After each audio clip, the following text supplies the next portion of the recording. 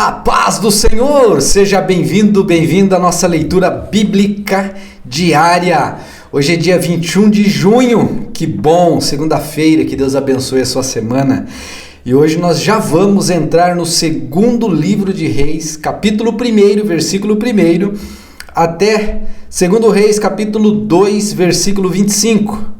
Depois nós vamos a Atos dos Apóstolos, no Novo Testamento, capítulo 13, versículo 42, até Atos 14, versículo 7. Depois voltamos ao Antigo Testamento, Salmo de número 139, versículo 1, até Salmo 139, 24. E depois fecharemos com Provérbios, capítulo 17, versículos 19, 20 e 21. Diz assim a palavra do Senhor, em 2 Reis, capítulo 1, versículo 1.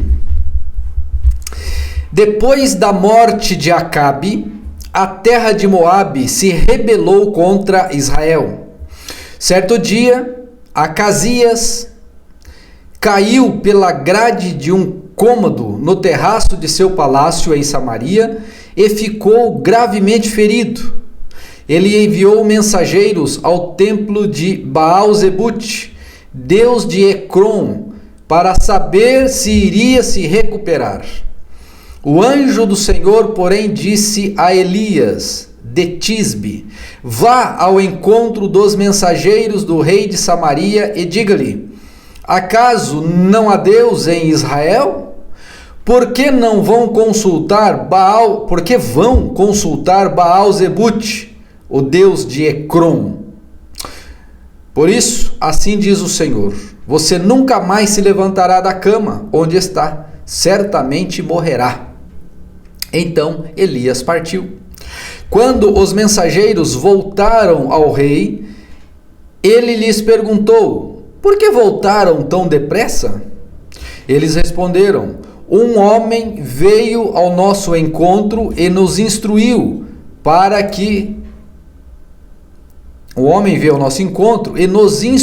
a voltarmos ao encontro do rei e lhe darmos esta mensagem: assim diz o Senhor: acaso não há Deus em Israel? Porque enviou seus homens para consultar Baal-zebute, o deus de Ecrom? Por isso, nunca mais se levantará da cama onde está, certamente morrerá. Como era o homem que lhes anunciou esta mensagem? Perguntou o rei. Eles responderam: vestia roupas feitas de pelos e usava um cinto de couro. Era Elias de Tisbe, exclamou o rei. Em seguida enviou um capitão de seu exército com 50 soldados para prender Elias. Eles o encontraram sentado no alto de um monte. O capitão lhe disse: homem de Deus, o rei ordena que você desça conosco. Elias respondeu ao capitão: se sou homem de Deus, que desça fogo do céu e destrua você e seus 50 soldados. Então desceu fogo do céu e matou todos eles. O rei enviou outro capitão com 50 soldados. O capitão disse a Elias: homem de Deus, o rei ordena que você desça imediatamente. Elias, porém, respondeu: se sou homem de Deus, que desça fogo do céu e destrua você e seus 50 soldados. Novamente desceu fogo do céu e matou todos eles. Pela terceira vez, o rei enviou um capitão com 50 soldados. Esse capitão, porém, subiu o monte todo, ajoelhou-se diante de Elias e implorou: ó homem de Deus, por favor, poupe minha vida e a vida destes 50 servos. Sabemos que desceu fogo do céu e destruiu os outros 2 capitães e seus soldados. Mas agora peço que poupe minha vida. Então o anjo do Senhor disse a Elias: desça com ele e não tenha medo. Assim Elias se levantou, desceu e foi falar com o rei. Elias disse ao rei: assim diz o Senhor, por que enviou mensageiros para consultar Baal-Zebub, o Deus de Ecrom? Acaso não há Deus em Israel? Por isso você nunca mais se levantará da cama onde está, certamente morrerá. Então, Acasias morreu, conforme o Senhor havia anunciado por meio de Elias. Acasias não tinha nenhum filho para reinar em seu lugar, de modo que seu irmão Jorão foi seu sucessor. Isso aconteceu no 2º ano do reinado de Jeorão, filho de Josafá, rei de Judá. Os demais acontecimentos do reinado de Acasias e tudo o que ele fez estão registrados no livro da história dos reis de Israel. Vamos agora para o capítulo 2, versículo 1 de 2 Reis, capítulo 2, versículo 1. Quando o Senhor estava para levar Elias ao céu, num redemoinho, Elias e Eliseu partiram de Gilgal. No caminho, Elias disse a Eliseu: fique aqui, pois o Senhor me mandou ir a Betel. Elias, porém, respondeu: tão certo como vive o Senhor, tão certo como sua própria vida, não o deixarei. E desceram juntos a Betel. O grupo de profetas de Betel foi ao encontro de Eliseu e lhe perguntou: você sabe que o Senhor levará seu mestre hoje? Sim, eu sei, respondeu Eliseu, mas não falem sobre isso. Então Elias disse a Eliseu: fique aqui, pois o Senhor me mandou ir a Jericó. Mas Elias respondeu novamente: tão certo como vive o Senhor e tão certo como a sua própria vida, não o deixarei.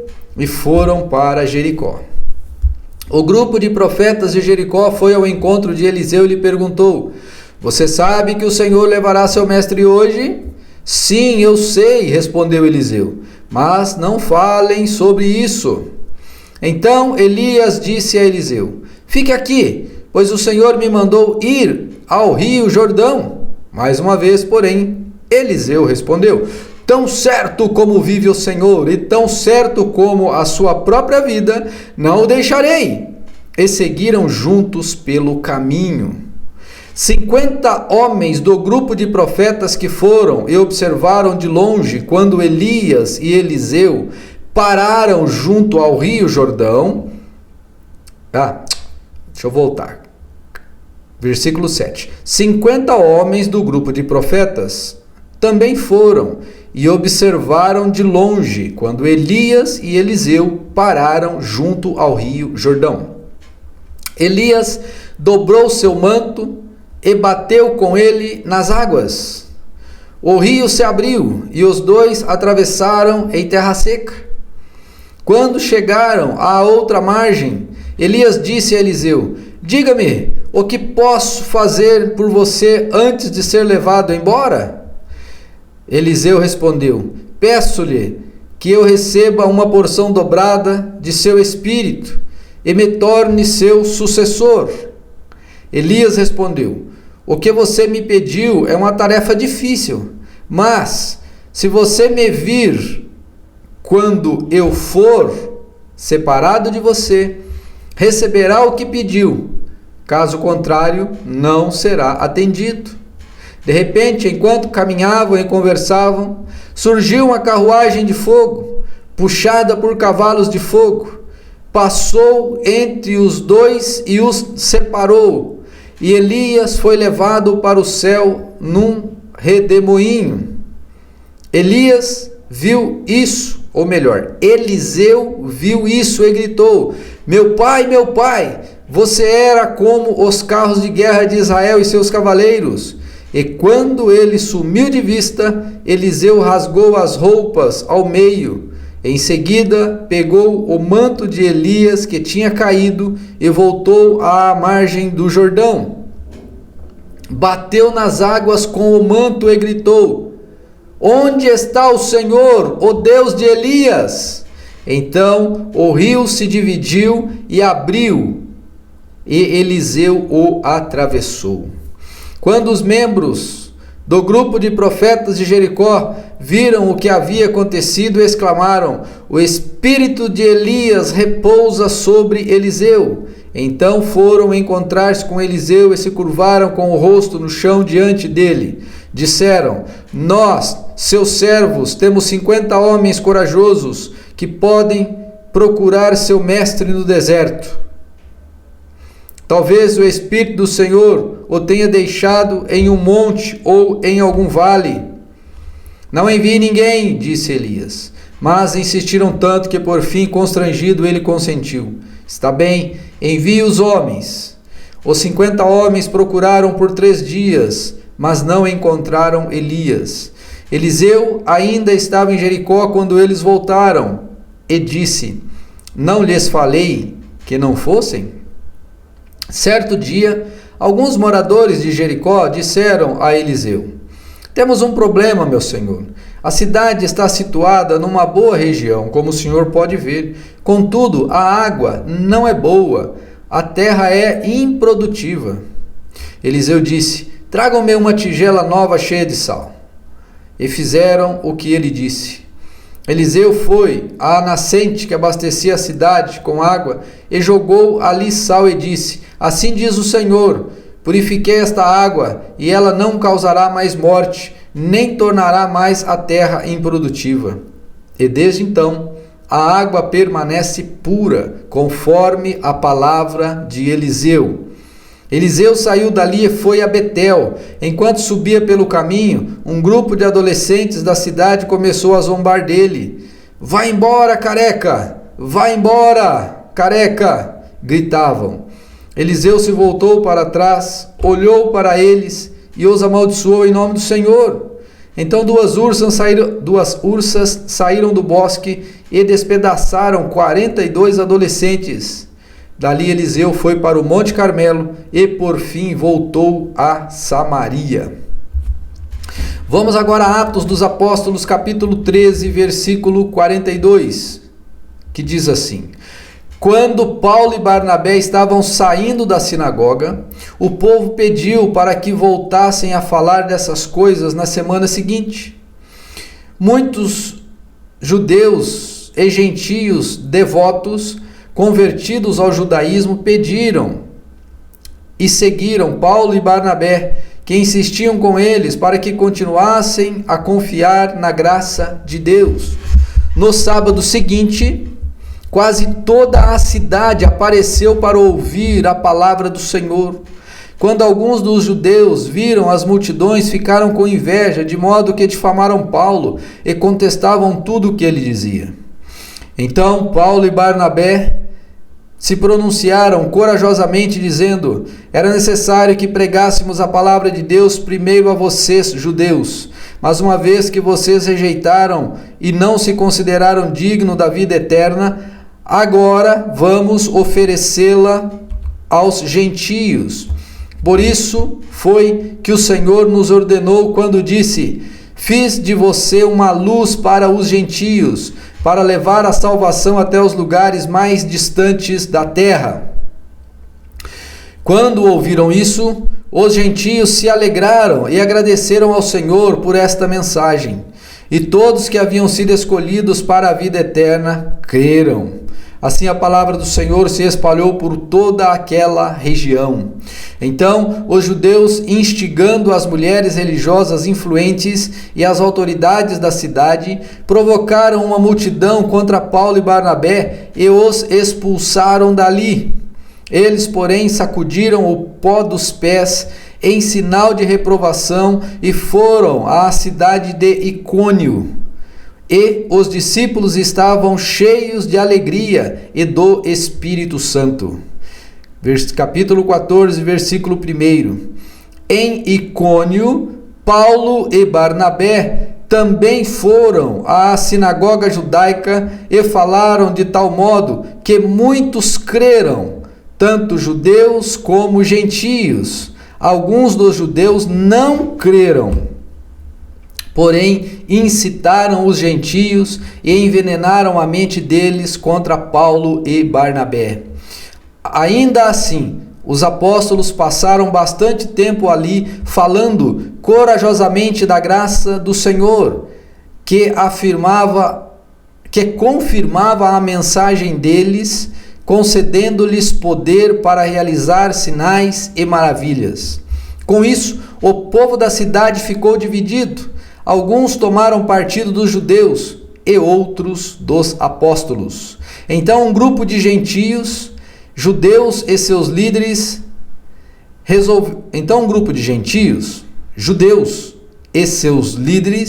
resolveu atacá-los e apedrejá-los. Quando os apóstolos souberam disso, fugiram para a região de Licaônia, para as cidades de Listra e Derbe e seus arredores, e ali anunciaram as boas novas. Lindo, né? Essa é a primeira viagem missionária do apóstolo Paulo.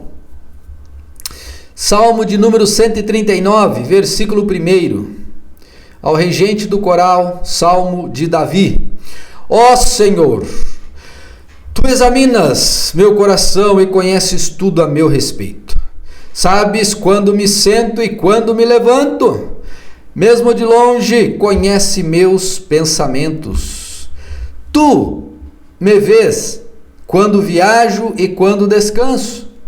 Sabes tudo o que faço, antes mesmo de eu falar.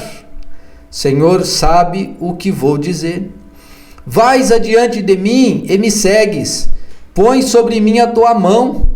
Este conhecimento é maravilhoso demais para mim, é grande demais para eu compreender.